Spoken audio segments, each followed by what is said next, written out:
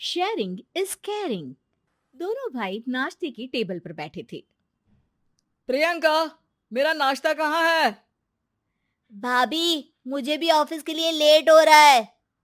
इस पर प्रियंका किचन में से दोनों के नाश्ते की प्लेट्स लेकर बाहर आती है। लो भाई, आप दोनों का नाश्ता।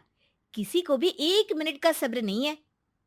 ये प्रियंका का ससुराल है, जहाँ कोई औरत ना होने की वजह से शादी वाले दिन से ही घर के साथ दोनों भाइयों की जिम्मेदारियां प्रियंका संभाल लेती है।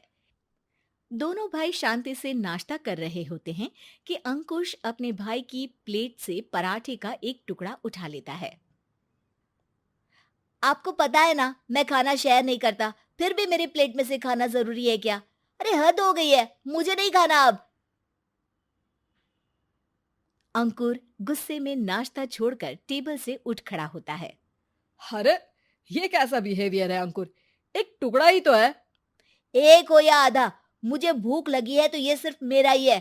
उसे भी किसी के साथ शेयर करने बैठा तो भूखा नहीं रह जाऊंगा। अरे बाबा ठीक है, अब इस पर भी लड़ाई। दूसरा बना देती हूँ, पर प्लीज ऐसे खाना बीच में छोड़कर मत जाओ।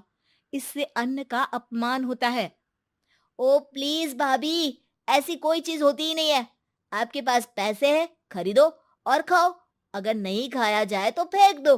अरे दुनिया में सब यही करते हैं।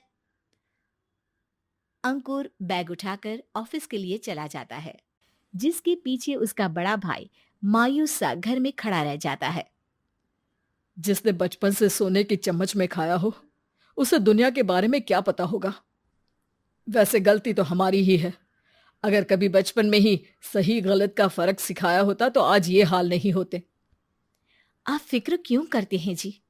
भगवान है, वो जो भी करता है सबकी भलाई के लिए ही करता है। और जब वो चाहेंगे तो अपनी तरह से अंकुर भैया को भी सब कुछ सिखा देंगे। पत्नी की बात पर विश्वास कर अंकुश भी ऑफिस चला जाता है। सुबह से दोपहर होती है और अंकुर लंच करने ऑफिस के पास वाले रेस्टोरेंट में पहुंचता है, जहां वो एक साथ बहुत सारा खाना ऑर्डर कर देता है। सर, क्या कोई आपको ज्वाइन करने वाला है? नहीं तो क्यों? अब कुछ नहीं सर, ऐसे ही। वेटर चला जाता है और कुछ देर में अंकुर का ऑर्डर लेकर वापस आता है, जिस पर अंकुर सब डिशेस में से थोड़ा थोड़ा खाकर बाकी ऐसे ही छोड़कर बिल देकर चला जाता है। वाह भगवान, तेरी माया। कहीं कोई एक एक टुकड़े के लिए तरसता रहता है और ये 5 लोगों का खाना ऑर्डर करके एक का भी पूरा नहीं खाते। पैसे वालों की माया। वेटर टेबल साफ कर बचा हुआ सारा खाना लेकर रेस्टोरेंट के पीछे घूम रहे बच्चों के पास पहुंच जाता है, जिसे देख बच्चों के चेहरे खिल उठते हैं। वाह, आज इतना सारा खाना आया। थैंक यू भैया। भगवान आपको खाने की फैक्ट्री बना दे। अगर ये फैक्ट्री मेरी होती तो तुम लोगों को कभी किसी का झूठा बचा हुआ खाना नहीं खाना पड़ता। चलो तुम लोग खाओ, पर ध्यान रखो किसी को पता ना चले, नहीं तो मेरी नौकरी चली जाएगी। इसी के साथ दिन बीतता है और रात को दोनों भाई एक साथ घर पहुंचते हैं। कुछ देर में सब डिनर करने बैठते हैं, जहां अंकुश अंकुर को समझाने की कोशिश करता है।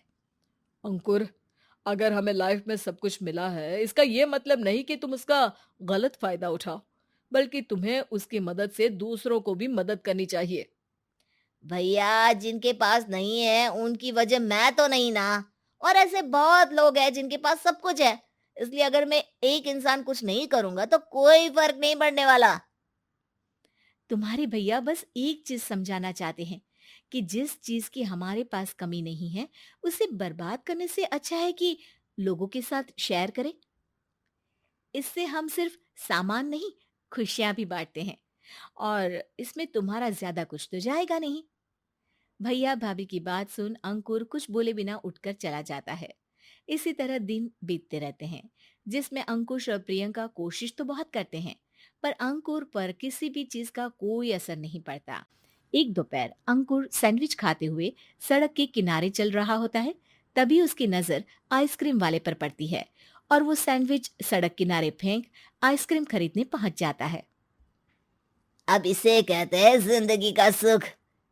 जैसे ही अंकुर आइसक्रीम लेकर पीछे मुड़ता है, तो एक आदमी को सड़क से वही सैंडविच उठाते हुए देखता है।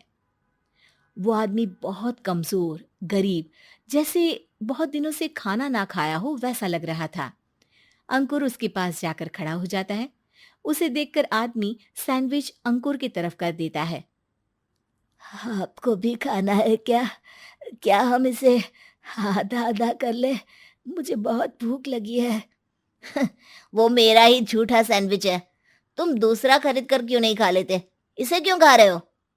अरे भैया, अगर खरीदने के पैसे होते तो 4 दिन से भूखा नहीं घूम रहा होता। हैं? क्या? तुमने 4 दिन से कुछ नहीं खाया?